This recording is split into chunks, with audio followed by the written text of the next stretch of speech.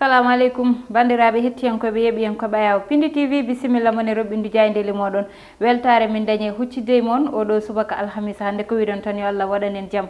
goto e mon fo salminama inde ko noon manama e jettoɗe serenɓe men jejjitaka he lawol gotol calminama jurama berta juuɗe ñaaga duwaw yuppo e Sénégal e aduna foof ha oɗo mboroso wawa hollude en caggal no subaka fo bani mon debbo Aissata Ndiaye ne wonde banu gorko Amadou Moussa an addande on ko ɓuuri tengtude e jaydeli ɗi bisimilla ma mbani ba debbo pullo salmitama salminama ñaganama Allah moƴƴere sikala salmitadema e subake kono kadi salminde bandiraɓe men ɓe ganduɗa ina tawe e nder jokliwindere nde kala e kuuɓal no kewɗen wiide ni joguiɓe coftal kono kadi e yidde humpitade tawi ɓe cuuɓi ko Ayaw Pindi TV kono kadi e roɓindo jayndeji e yewtere mabɓe ɗe ganduɗa kam uddita jewte kala subaka ɗo e Ayaw Habridde Pindi TV wadde ɗin mbiyaɓe tan jettor kiriɗo fewde mabɓe e nden hoolare nde ɓe jogui fewde e men sikala no gowɗen wiide kala subaka Aissata ko salminago julɗo ummade e julɗo fewde julɗo bandum assalamu aleykum wa rahmatullahi taala wa barakatuhu waaleykum salam wa rahmatullah ko ɓuuri tengtude hande Aissata ina jeeya ko ɓuuri tengtude e roɓino men jayndeji ne wayno konngol cimtol walla mbiyen rapport ARMP ɓen ɗon de ne wayno hande e jopima dennangal gollorɗe leydi men Sénégal caggal ngol ɗon cimtol ngol ganduɗa ko cimtol hitande mayde woni 2019 jayndeji meɗen pini dawi kono kadi ne tawte hen o boros biteɗo Covid-19 Jayde quotidien udditadama ndewi ko ARMP ne waynode loski kono kadi hiñi golle leydi Sénégal ha tengtinoɗe ɓe ganduɗa ɓe ko halfinaɓe ko fate banggue hono marché public ɓe kolti wonde noon ko ɗum positif aux violation manam tan hunde ganduɗa nde de tengti wonde gueɗe ɗe ina niɓɓiɗi no fewi ina hen noon ngal ɗo gollorgal bitegal hono ministre économie des finances kono kadi e port autonome de Dakar kono ɗum ko kadi tawama hen hono nder ñawande nguɗo gomu walla o galle biteɗo LONASE ɗum saabi noon jayde wiide ko ɗi galleji kala jopama ina tawe e hello joyi e nde jayde quotidien le quotidien jayde l'observateur ko addi nden ɗon ne ɓuuri hen yañade nde holliti wonde de ko rapport ko yowiti e losko nguɗo gomo witegu ARMP hitande ujunaji ɗiɗi e sappo e jeetati e hitande ujunaji ɗiɗi sappo e jeenayyi 2018 2019 ARMP ene waynode yurnitima kono kadi loski tawi gueɗe kewɗe ne niɓɓiɗi e ko yowiti e fannu o ɓe kolliti wonde noon e ko yowiti e contrôle to banggue parrainage hani e ko ganduɗa ko woni hono sumgoji présidentiel 2019 kono kadi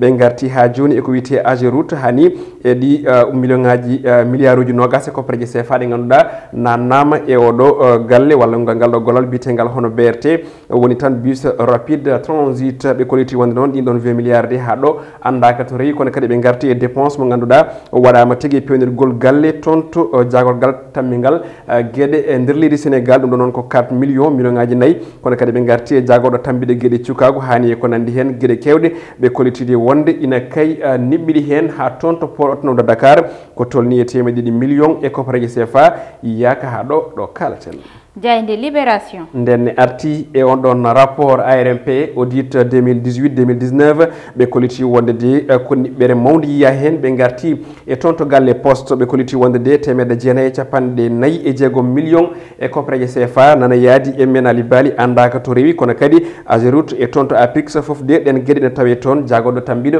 gueɗe taridi woni ministre de l'environnement ɓe kolliti wonde kadi won marché mo ganduɗa ko tolniɗo e 13 million e koppareje CFA ha ɗo andaka ɗo rewi kono ɗum ko kadi jagoɗo tambiɗo diƴƴi ɓe kolliti wonde ko niɓɓere mawde hono teska toon ngol cimtol accani mairie ji ko wayno mairie Bignona Kédougou e Bambilor kono kadi e mairie Kaolack Dakar foof de ɓe kolliti wonde gueɗe ɗe kala ina niɓɓiɗi no fewi ngol cimtol jañgol ina tawe e hello 4 ha 5 e nde jayde witende e libération jayde las ko addi nden ɗon arti e titre goɗɗo e ɗo subaka hande ko laygol o boros Covid-19 ɓe kolliti wonde de ko o deuxiéme vague memi toon to assemblée nationale holko jeeyon sababu ko caggal biteɗo Marie Louise Diouf mo ganduɗa ko membre walla mbiyen gonnoɗo tigui tergal e goomu Benno Bokk Yakar kono kadi tawi ko cubaɗo tedduɗo toon to assemblée nationale hawri e ladial tawi jeeyi sababu ko on boros coronavirus ɓe kolliti wonde omo ganduɗa ko Mamadou Lamine Diallo kañumne kadi heeɓi on ɗon virus mataw ko contact makko wonno e on tuma noon ɓe kolliti wonde o saaha hande toon to assemblée nationale ko wiyete test massive ko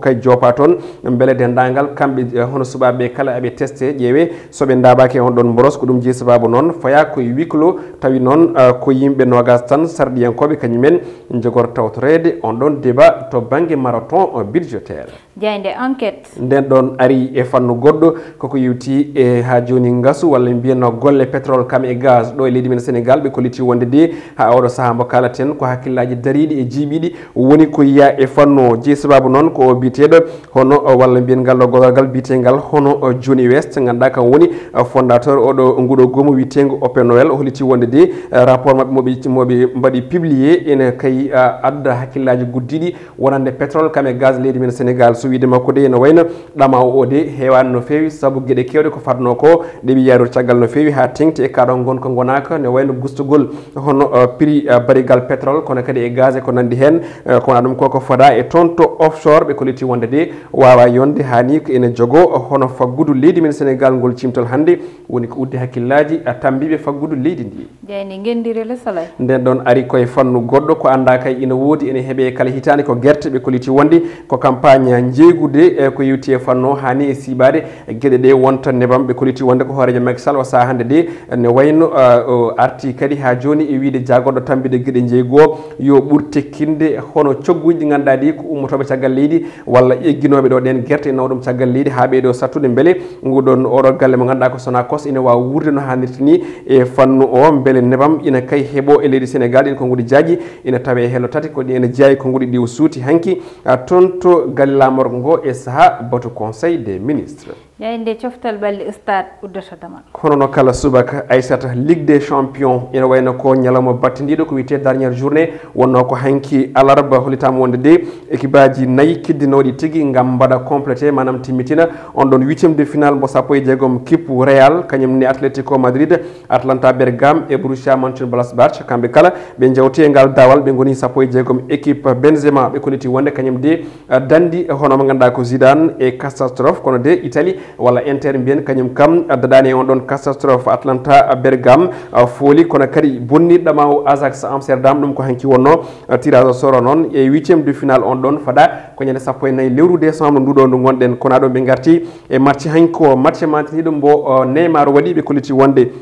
hono caggal nde o marki bituji tati kono kadi o holliri toon hoore makko so kay ha joni hollirde wonde racisme ala tigui damal ɗon e stade walla mbiyen e nder coftal balli e on tuma noon jayande arti e Demba Ba ɓe kolliti wonde de ko militant woni gorko dariɗo daraniɗo haɓade racisme e nder football ɗin konguɗi makko noon woni ko jayande arti e hello jeegom e jayande witende e stade quotidien ne wayno ko ɗum ɗo wonno ko tongude ne kelle gaɗane e Aissata noon tigui Amadou ko ɗum uddata banggal jayndeli ɗi jayndele min cuɓanino mon addande won ko ɓuuri hen tengtude ɗum ɗon noon ko banggal gongal jeheten no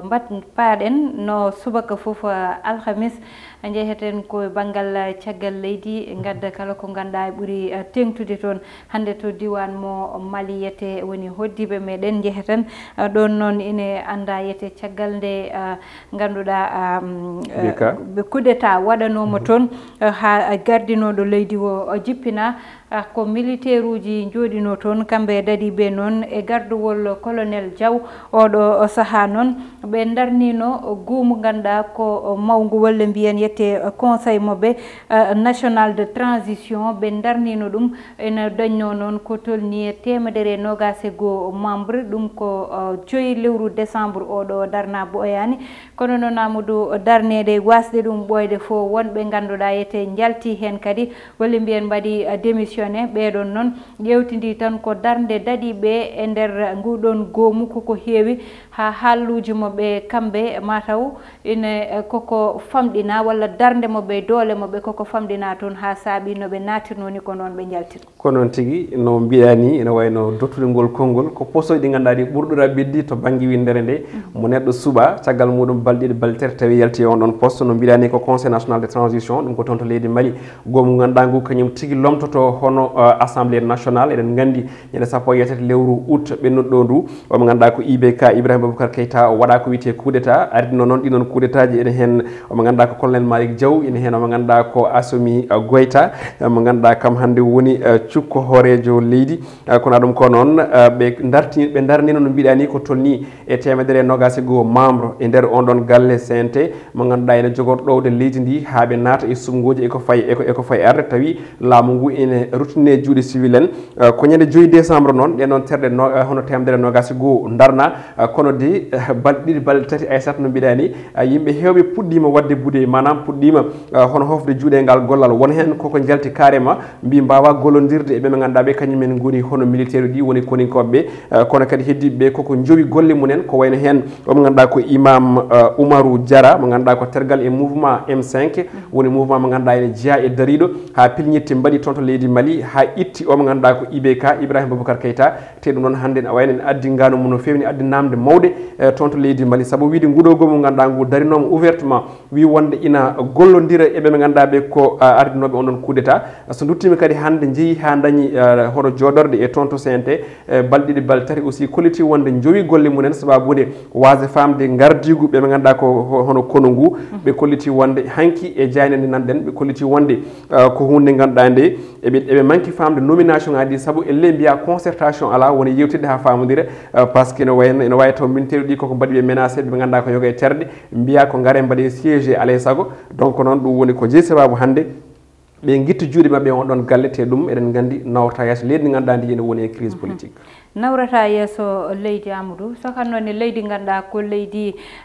démocratie surtout de leydi démocratie goto fof koko jogui hen konngol muɗum saka noon ɗo e ganduɗa ko ɗo tan e Mali tawde yeteɓe goni koye état de droit ɓurno wonde lawol ko kala koɓe mbatta yoɓe jewtit e ɓe ɓe ganduɗa kamɓe goni sakanone darinoɓe kaaɓi ɗum ɗo ha dañi goɗɗum ɗum woni Amadou Moussa ɓe leeli ni darnude élection ji walla nangude ni date mo ganduɗa yete ma élection ji mbaɗe hen ha ɓe mbawa suɓade gardiɗo leydi ndi saabu leydi il faut daña gardiɗo ɗum te ɗum ɗon koye démocratie rewata kono noon ena ƴewtinda e banggal militaire en kamɓe saaha foof ɓe jarata ko haqqillaji mabɓe e kadi koɓe cikkata ko ɗum ɗon yahata wayata tan kono ɓe cikkata ko mataw ko camp ɓe jogui ko ɗum ɗon ma woɗɓe ganduɗa pamata ngal ɗon yete banggal kono fo tan yoɓe gardin haqqillaji mabɓe ɓe ganda ɓe goni koye état mo ganduɗa koye état de droit ko leydi mabɓe ko leydi ko démocratie wiya yahata toon tawde noon ko démocratie yahata toon yoɓe jewtide koye mabɓe ɓe jiitodira hoto wiye tan garɗo ko kañum hen jaltuɗo ko kañum hen saabu ɗum ɗon Amadou nawata leydi yesso surtout Aissata leydi so ummima e ko wiyete hono coup d'état ina wayno ko helande mawde déjà ummi ɗo helande noon alay saago nde wawa ha joni fewnede nde ɓaase ko ñawi ko aussi selline eɗen gandi kadi aussi coup d'état sa wela mbiya ko ɗum ñawande nder saabu ene waɗi ko wiyete impact to banggue faggude ene waɗi ko wiyete impact to banggue social ene waɗi ko wiyete impact surtout e niveau ji kala ɗi ƴettuɗa saabu déjà assemblée nationale koko fuusa jagorɗo gonnoɗo ɗo godani horeje leydi natti woddi kala to leydi yarano to banggue golle koko dari kak haysono tawi kamɓe oɗo ɓe ganduɗa ko goomu yuɓɓinnoɓe on ɗon coup d'état ɓe kollitini wonde une semaine caggal muɗum golle foof duttima yimɓe foof duttima e golle kono wayata no wayanno ni saabu leydi ndi hoolare nattat ummoto ɓe ganduɗa ko ittannoɓe kalis caggal leydi ene mbaɗa ko wiyete investir e leydi ndi no wayno kulat arde saabu wonɓe ɗo ɓe koɓe koninkoɓe hayde hunde ala koɓe gandi e politique kono noon ɗowde leydi ndi fodde duuɓi ɗiɗi walla fodde duuɓi tati ma Allah hitande e lebbi jeegom ene fonno vraiment andede exactement fandare ndiɗo leydi saabu eɗen gandi hayso tawi ko ganduɗa CEDEAO o winoɓe koɓe mbaɗi ɗum woni darnude ɗon hooreji leydi mo ganduɗa ko hooreji leydi civil eɗen gandi ko bandaw ardi kono kadi omo ganduɗa ko Moctar Wane woni premier ministre o foof e wade noon ene wawi wiye tan ko inɗe manam ko inɗe ɗe goni ɗon kono ha mbiya to banggue wadde dirigé woni ɗowde leydi ndi ɓuuri hen ko hewde ko ɓe ganduɗa kañumen goni hono koninkoɓe en jii en kaalide nden poste ji kele ɗi fof ko kamɓe goni hen to banggue ministére uji ɗi kono kadi e oɗo CNT conseil national de transition malien ene wayno kadi hoorejo ko colonel Malick Diaw hay goto wattama présenté mari e terɗe goɗɗe kadi aussi tawi ko militaire uji ɗownoɓe on ɗon coup d'état ina tawe hen donc il va falloir que ɓe mbawa wadde convaincre civil leydi Mali kono kadi ɓe mbaɗa convaincre surtout communauté internationale noon tigui yooɓe mbat convaincre communauté internationale o ko ɗon guddirten roɓɓindu jayndeli meɗen tottude won aadi janggo so Allahu lamɗo jaaɓi bani moon debbo Aissata Ndiaye wonno banum gorko Amadou Moussa an ko heɗanno ene banggal caméra o ko Mansour Sow alias Thiat maquillage o amin jarna hen no fewi Kumbis Babou.